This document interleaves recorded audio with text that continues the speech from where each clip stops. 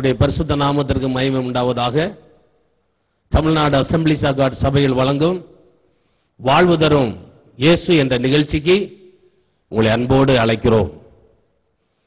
இந்த நிகழ்ச்சியை நீங்கள் தொடர்ந்து பாருங்கள். இந்த நிகழ்ச்சியானது கண்டிப்பாக உங்களுடைய வாழ்க்கையில் ஒரு மறுமலர்ச்சியை உண்டாக்கும். இந்த நிகழ்ச்சியானது உங்களுடைய வாழ்க்கையில் ஒரு விடுதலையை தரும். இந்த நிகழ்ச்சியானது உங்களுடைய வாழ்க்கையில் இருக்கிற சாபங்களை மாற்றும். இந்த நிகழ்ச்சியானது தேவனுடைய ராஜ்யத்திற்கு உங்களை கொண்டு செல்லும். கவனத்துடன் கேளுங்கள். கர்த்தருடைய ஆசீர்வாதத்தை பெற்றுக் கொள்ளுங்கள். கர்த்தர் உங்களை ஆசீர்வதிப்பார்.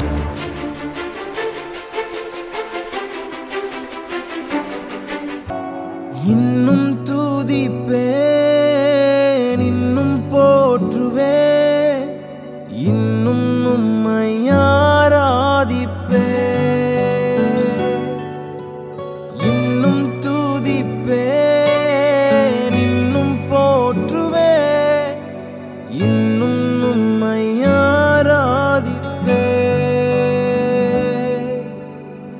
வியாதியின் வேதனை பெருகினாலும், மரணத்தின் பயம் என்னை சூழ்ந்தாலும், வியாதியின் வேதனை பெருகினாலும், மரணத்தின் பயம் என்னை சூழ்ந்தாலும், மீண்டும் எழுப்பிடுவி பலன் கொடுத்திடுவி, தழும்புகளால் குணமாக்கிடுவி, மீண்டும் எழுப்பிடுவி பலன் கொடுத்திடுவி, உந்தன் தழும்புகளால் குணமாக்கிடுவி.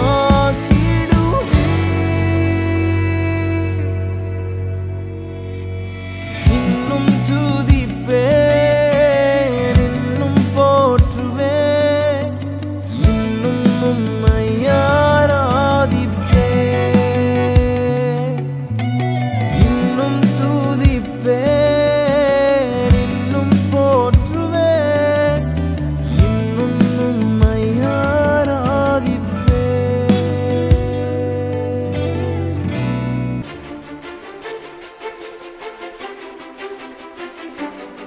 ஆண்டவராகிய இயேசு கிறிஸ்துவின் இனிய நாமம் மகிமைப்படுவதாக.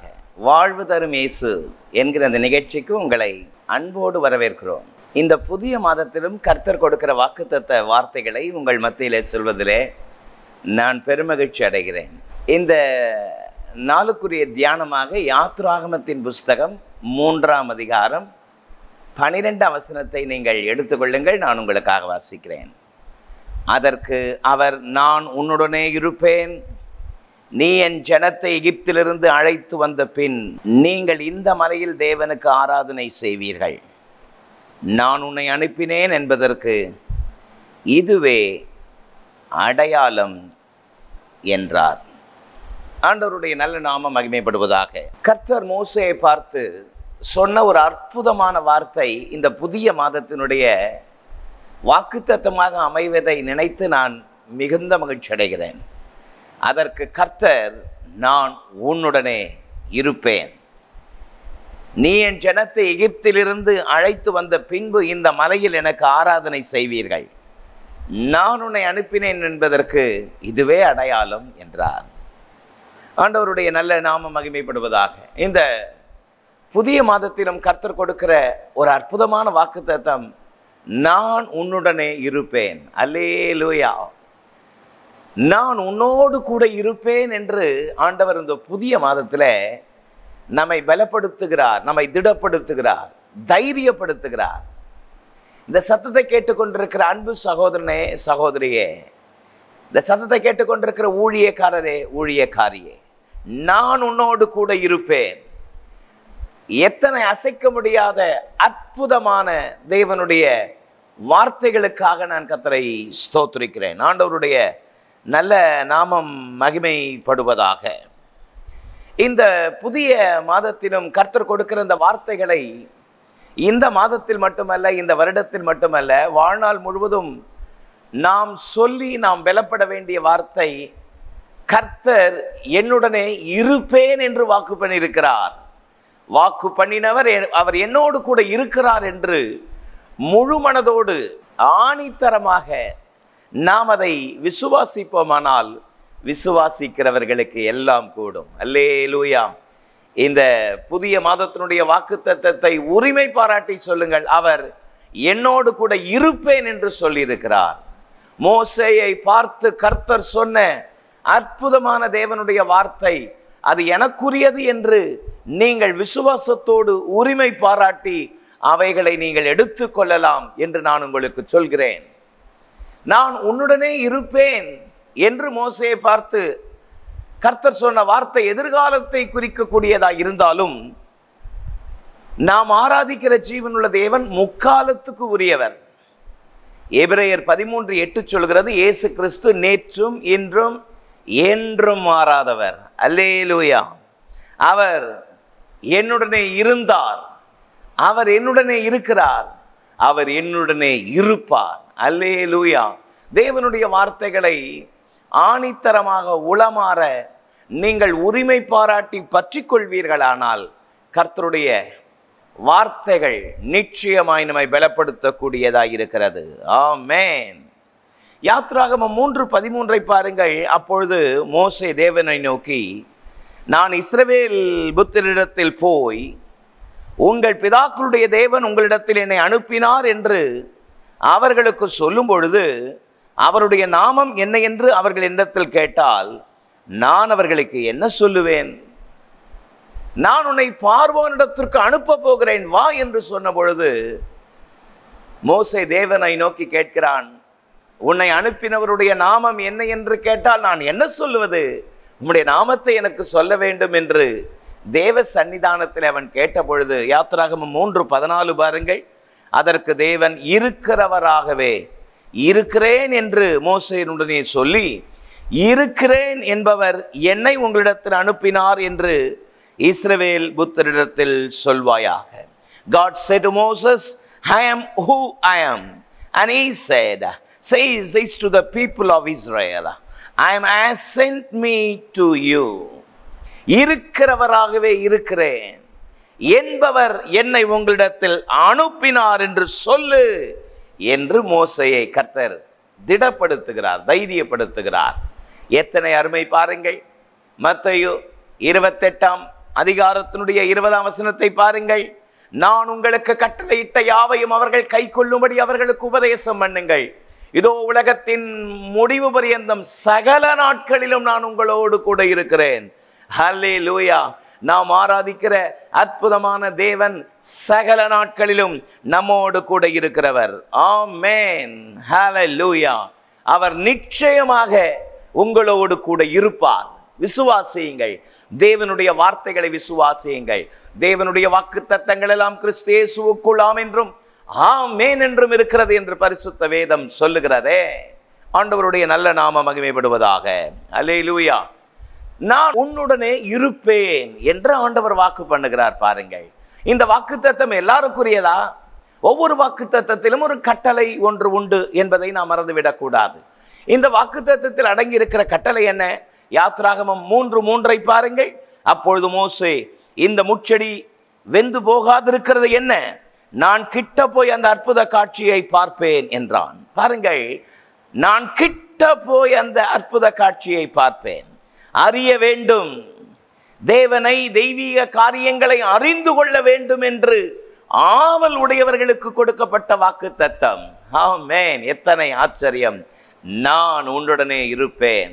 கர்த்தர் உங்களோடு கூட இருக்க வேண்டுமானால் தேவனை அறிய வேண்டுமே, தேவனுடைய காரியங்களை அறிய வேண்டுமே என்ற ஆவல், வாஞ்சை நம்முடைய வாழ்க்கையிலே உண்டாவதாக என்று ஆண்டவராக இயேசு கிறிஸ்துவின் நாமத்தினாலே நான் உங்களை வாழ்த்துகிறேன்.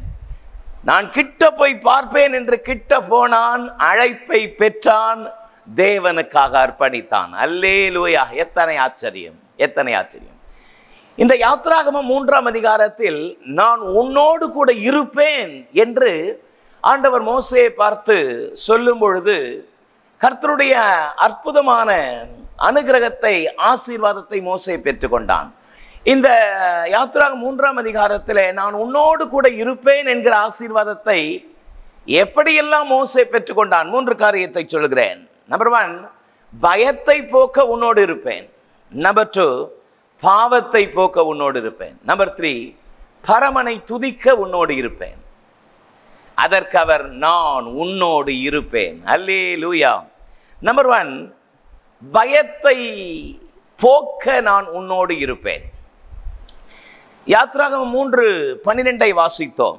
அதற்கு அவர் நான் உன்னோடு இருப்பேன், நீ என் ஜனத்தை எகிப்திலிருந்து அழைத்து வந்த பின்பு இந்த மலையில் எனக்கு ஆராதனை செய்வீர்கள், நான் உன்னை அனுப்பினேன் என்பதற்கு இதுவே அடையாளம். கர்த்தர் எப்பொழுது இந்த வார்த்தையை மோசேயை நோக்கி கூறினார் என்பதை பார்ப்பது மிக அவசியம். நான் உன்னோடு கூட இருப்பேன் மோசே. கர்த்தர் எப்பொழுது இந்த வார்த்தையை சொன்னார்?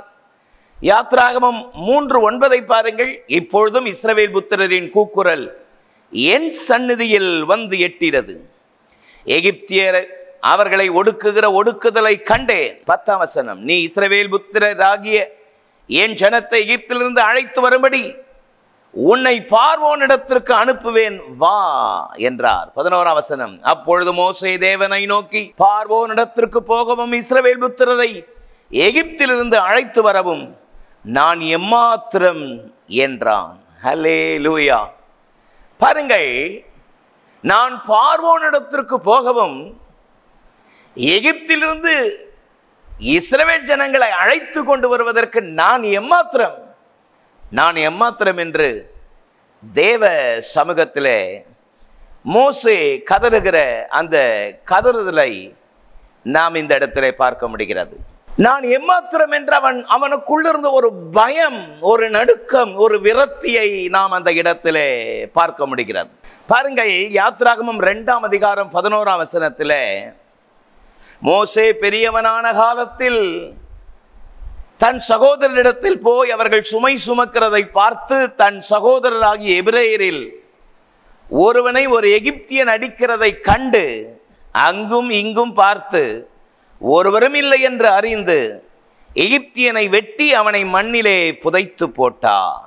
மறுநாளில் அவன் வெளியே போன பொழுது எபிரேயர் மனுஷர் 2 சண்டை பண்ணி கொண்டிருந்தார்கள். அப்பொழுது அவன் அநியாயம் செய்கிறவனை நோக்கி, நீ உன் தோழனை அடிக்கிறது என்ன என்று கேட்டான். அதற்கு அவன், எங்கள் மேல் உங்களை அதிகாரியாகவும் நியாயாதிபதியாகவும் ஏற்படுத்தினவன் யார்? நீ எகிப்தியனை கொன்றது போல என்னையும் கொன்று போட நினைக்கிறாயோ என்றான். அப்பொழுது மோசே காரியம் நிச்சயமாய் வெளிப்பட்டது என்று பயந்தான். ஹல்லேலூயா.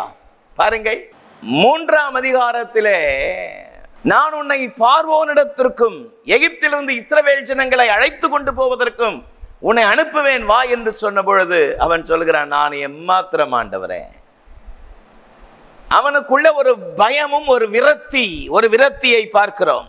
ஒரு பக்கம் பயம், மறுபக்கம் விரக்தி. யாருக்காக துணை நின்று அவர்களுக்கு நியாயம் செய்ய வேண்டும் என்று நினைத்தோமோ அவர்களே எனக்கு விரோதமாய் மாறிவிட்டார்கள். இவர்கள் மத்தியில் இருப்பதை விட இவர்களுக்காக நியாயம் செய்ய வேண்டும் என்று நிற்பதை விட நிற்காமல் இருப்பதே நல்லது. இப்படிப்பட்ட நபர்களை பார்த்தாலே எனக்கு பயமாய் இருக்கிறது. பாருங்கள், அவனுக்குள் காணப்பட்ட பயமும் விரக்தி தான் காரணம். இதை மனதில் வைத்துதான் மோசே தேவனை பார்த்து, நான் உன்னை பார்வோனிடத்திற்கும் என் ஜனங்களை எகிப்திலிருந்து இஸ்ரவேலுக்கு அழைத்து கொண்டு போவதற்கும் அனுப்புவேன் என்று சொன்ன பொழுது பயத்தோடு நடுக்கத்தோடு நான் எம்மாத்திரம் என்று பயந்து விரக்தியோடு நின்ற பொழுது அவனை பார்த்து கர்த்தர் சொன்னார், அவன் பயத்தை போக்குவதற்காக கர்த்தர் சொன்னார், நான் உன்னோடு இருப்பேன். அல்லேலூயா. இந்த சத்தத்தை கேட்டுக்கொண்டிருக்கிற அன்பு சகோதரா, அன்பு சகோதரியே, பிசினஸ்ல ஏற்பட்ட ஒரு பெரிய தொய்வு, பிசினஸ்ல ஏற்பட்ட ஒரு பெரிய தோல்வி நிமித்தம் வாழ்க்கையை முடித்துக் கொள்ளலாமா என்று விரக்தியோடு இந்த காலைவேளையில் இந்த செய்தி நீ கேட்டுக்கொண்டிருக்கிறாய். கர்த்தருடைய வார்த்தை உனக்குள் காணப்படுகிற பயத்தையும் விரக்தியும் மாற்றும்படியாக கர்த்தருடைய வார்த்தை உங்களுக்கு நேரே தீர்க்கதரிசனமாய் புறப்பட்டு வருகிறது. நான் உன்னோடு கூட இருப்பேன். அல்லேலூயா. எத்தனை ஆசீர்வாதம்! தேவனுடைய பிள்ளைகள், உங்களுடைய வாழ்க்கையிலே காணப்படுகிற பயங்கள், தத்தளிப்புகள், வேதனைகள், பல காரணங்களாயிருக்கலாம். இந்த சத்தத்தை பார்த்து கொண்டிருக்கிற ஊழியக்காரரே, ஊழியக்காரியே, போதும், இந்த ஊழியம் போதும், இந்த ஜனங்களுக்காக பரிந்து பேசுவது போதும் என்று விரக்தியோடு, வேதனையோடு, பயத்தோடு நடுங்கிக் கொண்டிருக்கிறீர்களோ, கர்த்தருடைய வார்த்தை உங்களுக்கு நேரே புறப்பட்டு வருகிறது. நான் உன்னோடு கூட இருப்பேன். ஹல்லேலூயா! எத்தனை ஆசீர்வாதம்! கர்த்தர் உங்களோடு கூட இருக்கிறார். எதை குறித்தும் பயப்படாதீர்கள், எதை குறித்தும் கலங்காதீர்கள். கர்த்தருடைய கரம் உங்களோடு கூட இருக்கிறது. இந்த புதிய மாதத்திலே தேவன் உங்களை பலப்படுத்துகிறார். நான் உன்னோடு கூட இருப்பேன். சோர்ந்து போயிருந்த கிதியோனை பார்த்து கர்த்தர் சொன்னார், பராக்கிரமசாலியே, கர்த்தர் உன்னோடு கூட இருக்கிறார். உங்களோடு கர்த்தர் இருக்கிறார். எதை குறித்தும் பயப்படாதீர்கள். பயத்தை போக்க நான் உன்னோடு கூட இருப்பேன். நம்பர் 2, பாவத்தை போக்க நான் உன்னோடு கூட இருப்பேன். யாத்திராகமம் 3:12 வாசித்தோம். அதற்கு நான் உன்னோடு கூட இருப்பேன், நீ என் ஜனத்தை எகிப்திலிருந்து அழைத்து வந்த பின்பு இந்த மலையில் எனக்கு ஆராதனை செய்வீர்கள், நான் உன்னை அனுப்பினேன் என்பதற்கு இதுவே அடையாளம். கர்த்தர் மோசேயை பார்த்து யாத்திராகமம் 3:11 சொல்கிறார் பாருங்கள். அப்பொழுது மோசே தேவனை நோக்கி, பார்வோனிடத்திற்கு போகவும் இஸ்ரவேல் புத்திரரை எகிப்திலிருந்து அழைத்து வரவும் நான் எம்மாத்திரம். தேவ ஜனங்கள் அந்நிய தேசத்திலே அடிமையாயிருப்பார்கள். பல 100 ஆண்டுகளுக்கு முன்பதாக ஆபிரகாமுக்கு தேவன் சொன்ன வார்த்தை இது. ஆதியாகமம் 15:13 பாருங்கள். அப்பொழுது அவர் ஆபிரகாமை நோக்கி, உன் சந்ததியார் தங்களுடைய அல்லாத அந்நிய தேசத்தில் பரதேசிகளாயிருந்து அத்தேசத்தாரை சேவிப்பார்கள் என்றும் அவர்கள் 400 வருஷம் உபத்திரவப்படுவார்கள் என்றும் நீ நிச்சயமாய் அறிய கடவா என்று பல 100 ஆண்டுகளுக்கு முன்பதாகவே இஸ்ரவேல் ஜனங்கள், பலுகி பெருகி திரட்சியாய் இருக்கிற ஜனங்கள் எகிப்திலே அடிமைகளாய் இருப்பார்கள், சுமார் 400 வருடங்களுக்கு மேலாக அடிமைகளாக இருப்பார்கள் என்று தீர்க்க தரிசனமாய் ஆபிரகாமுக்கு உரைக்கப்பட்ட வார்த்தை அது. ஆதியாகமம் 15:14 பாருங்கள். இவர்கள் சேவிக்கும் ஜனங்களை நான் நியாயம் தீர்ப்பேன், மிகுந்த பொருளோடும் புறப்பட்டு வருவார்கள். அல்லேலூயா. ஆதியாகமம் 50:24 யோசேப்பு தீர்க்க தரிசனமாய் சொல்லுகிறான் பாருங்கள். யோசேப்பு தன் சகோதரரை நோக்கி, நான் மரணம் அடைய போகிறேன், ஆனாலும் தேவன் உங்களை நிச்சயமாய் சந்தித்து நீங்கள் இந்த தேசத்தை விட்டு தாம் ஆபிரகாமுக்கும் ஈசாக்குக்கும் யாக்கோபுக்கும் ஆணையிட்டு கொடுத்திருக்கிற தேசத்திற்கு போக பண்ணுவார் என்று சொன்னான். ஹல்லேலூயா. மேற்சொன்ன இந்த தீர்க்க தரிசன வார்த்தைகள் எதை காட்டுகிறது? எகிப்திலிருந்து இஸ்ரவேல் ஜனங்கள் விடுவிக்கப்பட்டு வெளியே வருவார்கள். அல்லேலூயா. எகிப்து என்பது அடிமைத்தனத்தை காட்டுகிறது. எகிப்து என்பது பாவத்தின் அடிமைத்தனத்தை காட்டுகிறது. மோசே பார்த்து கர்த்தர் சொன்னார், நான் உன்னோடு இருப்பேன். பாவத்தை போக்குகிறவர், பாவத்தை நீக்குகிறவர் நான் உன்னோடு கூட இருப்பேன் என்கிறார். அல்லேலூயா. யோவான் 8:34 பாருங்கள். இயேசு அவர்களுக்கு பிரதித்திரமாக, பாவம் செய்கிறவன் எவனும் பாவத்திற்கு அடிமையாயிருக்கிறான் என்று மெய்யாகவே மெய்யாகவே உங்களுக்கு சொல்லுகிறேன். ஹல்லேலூயா. இஸ்ரவேல் ஜனங்கள் எகிப்திலே சுமார் 400 வருடங்களுக்கு மேலாக அடிமைத்தனத்தில் இருந்தார்கள். பாவத்தின் அடிமைத்தனத்தை குறிக்கிறது என்று நான் உங்களுக்கு சொன்னேன். ஆண்டவராக இயேசு கிறிஸ்து தம்முடைய விலையேற பெற்ற ரத்தத்தை சிந்தி பாவ அடிமைத்தனத்தை உடைத்து நொறுக்கினார். ஆமென். மீகா 7:15 கர்த்தருடைய வார்த்தை சொல்கிறது, நீ எகிப்திலிருந்து புறப்பட்ட நாளில் நான் செய்தது போலவே உங்களை அதிசயங்களை காண பண்ணுவேன். எகிப்திலிருந்து புறப்பட்டால் தான் அதிசயம், எகிப்தை விட்டால் தான் அதிசயம், பாவத்தை விட்டால் தான் ஜெயம் உண்டு. பாவத்தோடு ஆசீர்வதிக்கிறவர் நம்முடைய தேவன் அல்ல. பாவத்தை விடும் பொழுது, பாவத்தை முற்றிலுமாய் அறிக்கை செய்து விட்டு விடும் பொழுது, அப்போஸ்தலர் 2:38 பாருங்கள். பேதுரு அவர்களை நோக்கி, நீங்கள் மனம் திரும்பி ஒவ்வொருவரும் பாவ மன்னிப்புக்கென்று இயேசு கிறிஸ்துவின் நாமத்தினாலே ஞான ஸ்நானம் பெற்றுக் கொள்ளுங்கள், அப்பொழுது பரிசுத்த ஆவியின் வரத்தை பெறுவீர்கள். அல்லேலூயா. நீங்கள் மனம் திரும்பி பாவ மன்னிப்புக்கென்று ஞான ஸ்நானம் பெற்றுக் கொள்ளுங்கள். இந்த சத்தத்தை கேட்டுக்கொண்டிருக்கிற வாலிப மகனே, வாலிப மகளே, மனம் திரும்பி, ஒருவேளை இதுவரைக்கும் ஞான ஸ்நானம் பெறாமல் இருப்பீர்களானால் பாவ மன்னிப்பின் நிச்சயத்திற்காக ஆண்டவராக இயேசு கிறிஸ்து சிலுவையில் சிந்தின இரத்தத்தை விசுவாசித்து என்னுடைய பாவம் அவர் சிலுவையில் சிந்தின இரத்தத்தினாலே மன்னிக்கப்பட்டிருக்கிறது என்ற விசுவாசத்தினாலே ஞானஸ்நானம் பெறாமல் இருந்தால் இன்றைக்கே ஞானஸ்நானம் பெற்றுக்கொள்ளுங்கள். மனம் திரும்புங்கள். பாவத்தை அறிக்கையிடுங்கள். பாவத்தை அறிக்கையிடும் பொழுது எந்த பாவத்தையும் மன்னித்து உங்களை சுத்திகரிக்க நான் பிரசங்கிக்கிற அன்பு தெய்வமாக இயேசு கிறிஸ்து போதுமானவராயிருக்கிறார். 1 யோவான் 1:7 சொல்கிறது, இயேசு கிறிஸ்துவின் இரத்தம் சகல பாவங்களை நீக்கி உங்களை சுத்திகரிக்கும் என்று வேதம் சொல்கிறது. யோசுவா 3:5 சொல்கிறது, உங்களை பரிசுத்தம் பண்ணிக் கொள்ளுங்கள், நாளை கர்த்தர் உங்கள் நடுவில் அற்புதங்களை செய்வார். அல்லேலூயா. 40ஆம் சங்கீதம் 2ஆம் வசனத்தை பாருங்கள். பயங்கரமான கொடியிலும் உளையான சேற்றிலும் இருந்து என்னை தூக்கி எடுத்து என் கால்களை கண்மலையில் மேல் நிறுத்தி என் அடிகளை உறுதிப்படுத்தி தேவனை துதிக்கும் புதுப்பாட்டை என் வாயில் கொடுத்தார். அல்லேலூயா. எத்தனை ஆசீர்வாதம். பாவத்தை போக்குகிறவர். அவருடைய வார்த்தை உங்களுக்கு நேரே புறப்பட்டு வருகிறது, நான் உன்னோடு இருப்பேன். அல்லேலூயா. பயத்தை போக்குகிறவர் மட்டுமல்ல, பாவத்தை போக்குகிறவரை நாம் ஆராதிக்கிறோம். ஆமென்.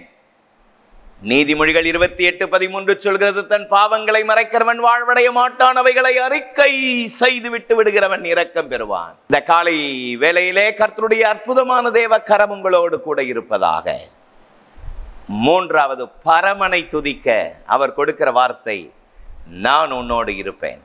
யாத்ராகமம் 3:12 வாசிக்கும் பொழுது, அதற்கு அவர், நான் உன்னோடு இருப்பேன், நீ ஜனத்தை எகிப்திலிருந்து அழைத்து வந்த பின்பு இந்த மலையில் எனக்கு ஆராதனை செய்வீர்கள், நான் உன்னை அனுப்பினேன் என்பதற்கு இதுவே அடையாளம் என்றார். இந்த மலையில் எனக்கு ஆராதனை செய்வீர்கள், நான் உங்களை அனுப்பினேன் என்பதற்கு இதுவே அடையாளம். அல்லேலூயா. நான் உன்னோடு கூட இருப்பேன் மோசே. எதற்காக? இந்த மலையில் எனக்கு ஆராதனை செய்வீர்கள். ஏசாயா 43:21 பாருங்கள், இந்த ஜனத்தை எனக்கென்று ஏற்படுத்தினேன், இவர்கள் என் துதியை சொல்லி வருவார்கள். எத்தனை அற்புதம், எத்தனை ஆசீர்வாதம்.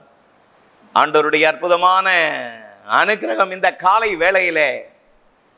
பயத்தை போக்குகிறவர் மட்டுமல்ல, பாவத்தை நீக்குகிறவர் மட்டுமல்ல, பரமனை துதிக்க வைக்கிறவர். நான் உன்னோடு கூட இருப்பேன். அல்லேலூயா.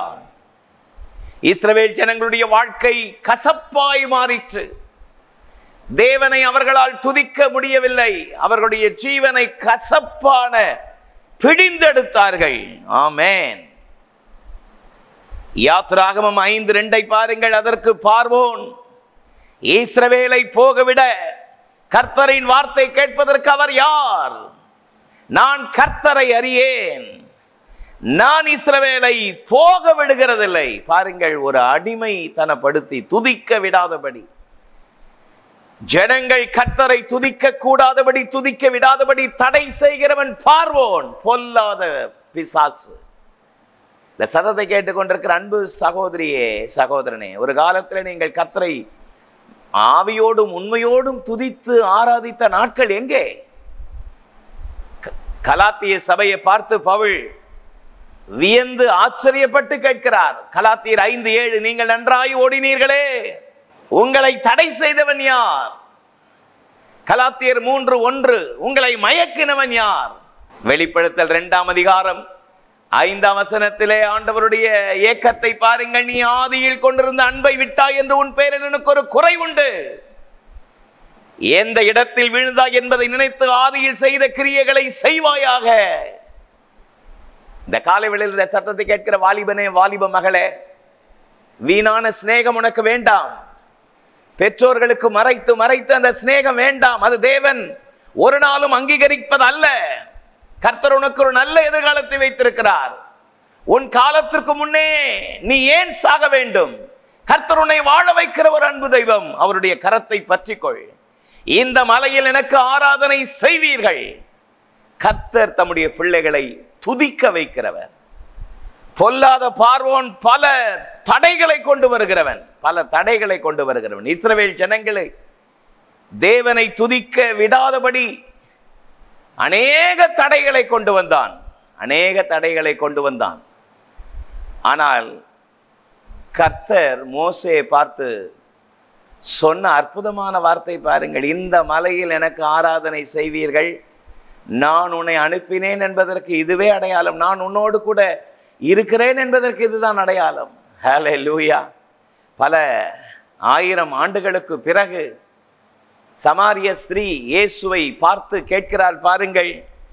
யோவான் 4ஆம் அதிகாரம் 20ஆம் வசனம், எங்கள் பிதாக்கள் இந்த மலையில் தொழுது கொண்டு வந்தார்கள், நீங்கள் எருசலேமில் இருக்கிற ஸ்தலத்தில் தொழுது கொள்ள வேண்டும் என்கிறீர்களே என்றால். யோவான் 4:24 இயேசு சொன்ன பதில் பாருங்கள், தேவன் ஆவியாயிருக்கிறார், அவரை தொழுது கொள்கிறவர்கள் ஆவியோடும் உண்மையோடும் தொழுது கொள்ள வேண்டும். அல்லேலூயா.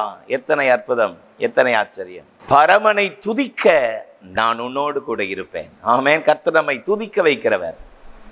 இந்த காலை வேளையிலே இந்த புதிய மாதத்தில் தேவனுடைய வாக்குத்தத்தம், நான் உன்னோடு கூட இருப்பேன். யாத்திராகமம் 3ஆம் அதிகாரத்தில் நான் உன்னோடு கூட இருப்பேன். எதற்காக? பயத்தை நீக்க, பாவத்தை போக்க, பரமனை துதிக்க நான் உன்னோடு கூட இருப்பேன். தேவனுடைய கரத்தில் உங்களை அர்ப்பணிப்பீர்களா? உங்களுக்காக நான் ஜெபிக்கட்டுமா? மகா இரக்கமும் கிருபையும் உள்ள எங்கள் நல்ல பிதாவே, நாங்கள் மை ஸ்தோத்திரிக்கிறோம். ஆசீர்வாதமானது வேலைக்காக உமக்கு நன்றி. இந்த நாளிலும் தேவனே, உடைய தயவுள்ள இரக்கம் கிருபை உடைய பிள்ளைகளோடு கூட இருப்பதாக உமது நாமத்தினாலே இந்த காலை வேளையிலே உடைய சமூகத்தில் என்னோடு கூட ஜெபத்தில் இணைந்திருக்கிற ஒவ்வொருவருக்காக ஜெபிக்கிறோம். வாழ்வு தரும் இயேசு என்கிற நிகழ்ச்சியிலே உடைய பிள்ளைகள் நித்திய வாழ்வை, நித்திய ஜீவனை பெற்றுக்கொள்வார்களாக. மனக்கண்களை திறப்பீராக. இயேசுவின் மூலம் ஜெபம் கேளும் எங்கள் ஜீவனுள்ள நல்ல பிதாவே, ஆமென். வாழ்வு தரும் இயேசு என்கிறது நிகழ்ச்சி உங்களுக்கு ஆசீர்வாதமாய் இருந்திருக்கும் என்பதில் எந்த சந்தேகமில்லை. கர்த்தர் உங்களை ஆசீர்வதிப்பாராக. எமது ஊழியங்கள் வேதாகம கல்லூரிகள் AGTBC Madurai, MABC Chennai, Trinity KP வலசை, AG சிறுவர் ஊழியம், கிறிஸ்துவில் ஸ்தானிகள் அதாவது வாலிபர் ஊழியம் CA, மாணவர்கள் ஊழியம் SFC, ஆண்கள் மற்றும் பெண்கள் ஐக்கியம், பரிபூரண ஜீவன் பத்திரிகை ஊழியம், AG மிஷனரி ஊழியம்.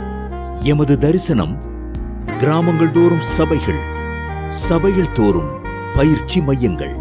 மேலும் விவரங்களுக்கு தொடர்பு கொள்ள ரெவரண்ட் ஐ. கிறிஸ்துதாஸ், எண் 1, டாக்டர் ராதாகிருஷ்ணன் தெரு, பள்ளிக்கரணை, சென்னை 600100.